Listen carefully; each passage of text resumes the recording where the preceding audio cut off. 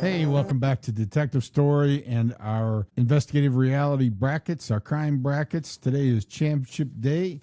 Yukon versus Michigan tonight for the championship, and we are going to wrap up our crime brackets today. Who had the most influence on the way law enforcement did business?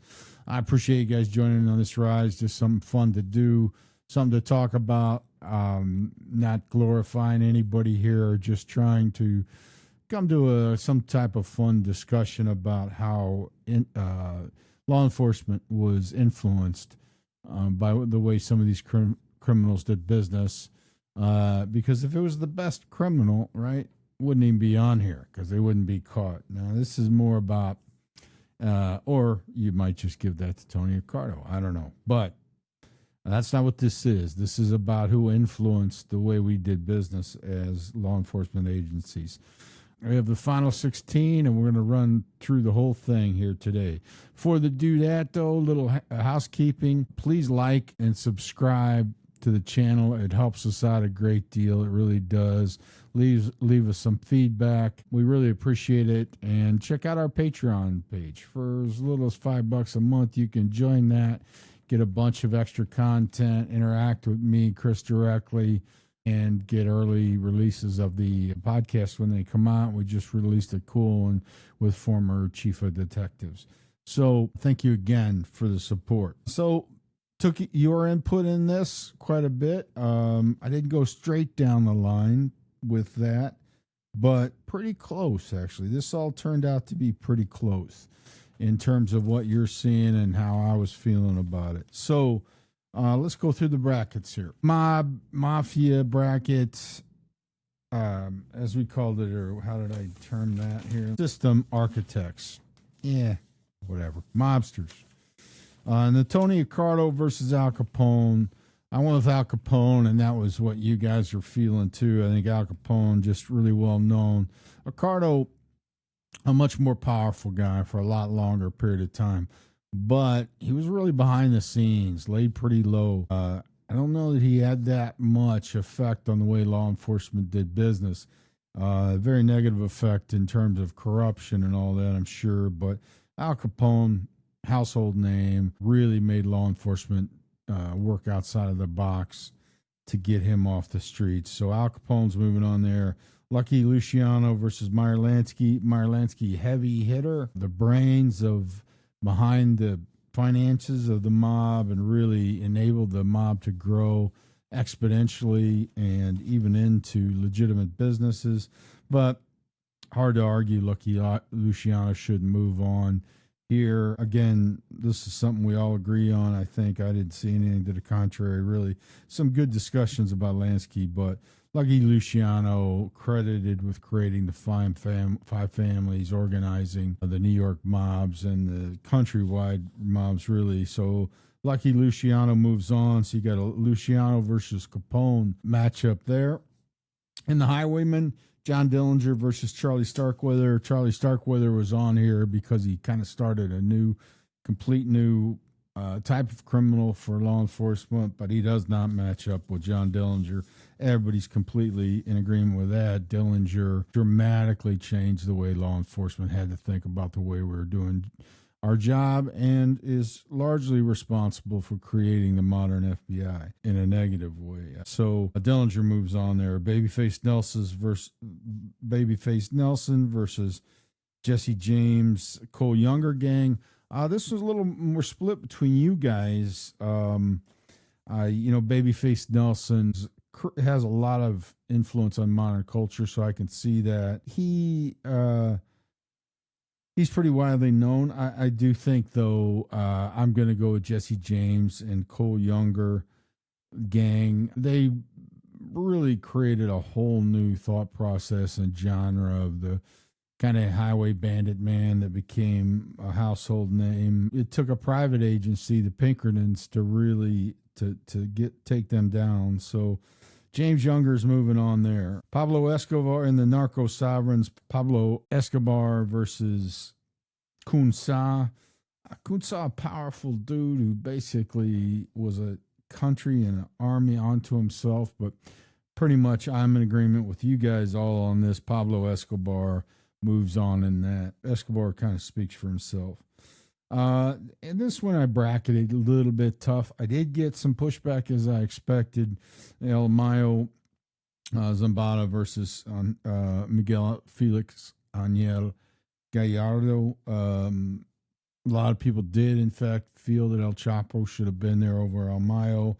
I made my arguments for that, but they was split on this. I'm gonna go with Miguel Felix Angel Gallardo, just because of his the orchestration of the kidnapping and murder of Kiki Camarena, DEA agent, really changed the way we thought about the cartels and our approach to dealing with them and the Mexican government. He organized the cartels for the first time, or really the only time, into a bit of a cohesive unit. So Felix Gallardo is moving on there. And then the modern insurgents, the catch-all Larry Hoover versus Simeon Migolovich. I got a lot of who the hell is Simeon Migolovich, which makes him a pretty good criminal, I suppose, in terms of success, national, international stage. But I went with Larry Hoover there because Larry Hoover in this country really made law enforcement look at the way we did things. In fact, we didn't think too much about these criminals after we had them locked up until Larry Hoover came along and showed us you could run a complete criminal enterprise from the inside and outside from inside the prison. So Hoover's moving on, and Bernie Madoff versus Barry Mills. Tough one. Again, I got a lot of who is Barry Mills from you guys. Better off probably not knowing him. I mean, he was a really bad guy who took the Aryan Brotherhood into a real powerhouse inside the prison system. But I'm going with you guys in Bernie Madoff and white collar crime. He really typified the worst of that. And so in the final 8 here, you've got Al Capone versus Lucky Luciano, John Dillinger versus the Jesse James Cole Younger gang, Pablo Escobar versus Miguel Angel Felix Gallardo, and Larry Hoover versus Bernie Madoff. So let you suggest that for a second. Luciano versus Escobar and Dillinger versus Larry Hoover. In that final 4, that's a really good one and some very bad men there. In the matchup between Lucky Luciano and Pablo Escobar, I didn't get that far with you guys, so I let you guys extrapolate it out. There was a lot of talk and chatter about Luciano moving on throughout this, but widely everybody is kind of with me that Pablo Escobar had the most influence in that group. And that leaves the other part of the final 4, John Dillinger versus Larry Hoover.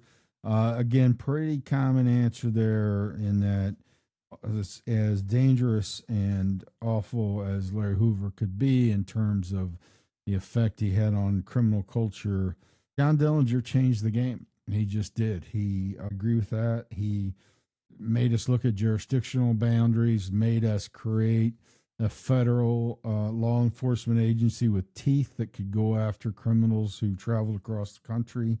Amazingly influential career in terms of how the law enforcement did business, and especially you're talking about 13 months where Dillinger was really active. And a year's a long time when you're as busy as he was and had the notoriety he did and being the first public enemy #1. But still, in terms of a lot of these other criminals on here, he had a pretty short lifespan, figuratively and literally. So John Dillinger is moving on, and that makes our final Pablo Escobar and John Dillinger. Really interesting conversation there for all those reasons I just mentioned. John Dillinger, he impacted law enforcement in a pretty crazy way for no longer than he was out there, from being a farm boy in Indiana during the Depression to, starting a gang out of prison and breaking out of jail and then crossing state and county boundaries to commit violence and robberies, and became a national folk hero to some, public enemy #1 to others. The first public enemies now are common part of our language, and that really starts with John Dillinger. Really, the FBI, as we know it today, also starts with John Dillinger. Pablo Escobar, on the other hand, the first billionaire criminal, whether it is or was or not, is hard to really determine, but first guy that Forbes magazine determined was a criminal of billionaire status, corrupted an entire country, shot down a plane, or had a plane shot down because a potential witness or enemy was in it, assaulted the Colombian Supreme Court. Really powerful and influential criminal on the way we all had to think about law enforcement. So in that final, I'm calling for the first ever crime investigative reality brackets. I am going to call the most influential criminal of this group I put together, Pablo Escobar. So there you have it. Argue it out with me. I'd love to hear your input.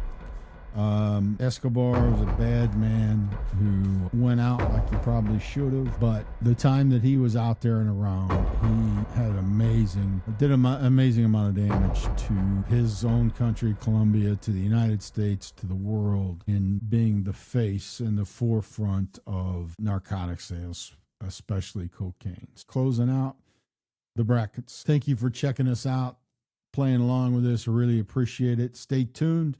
We got more cool stuff coming. You can always get me at my email, mike@detectivestory.net. I'd love to hear your thoughts on if there's some other project like this you'd like to hear about, and or, if you have thoughts on the podcast, what you'd like to see, who you'd like to see, what you'd like to see us address. Please hit us up. We really appreciate it.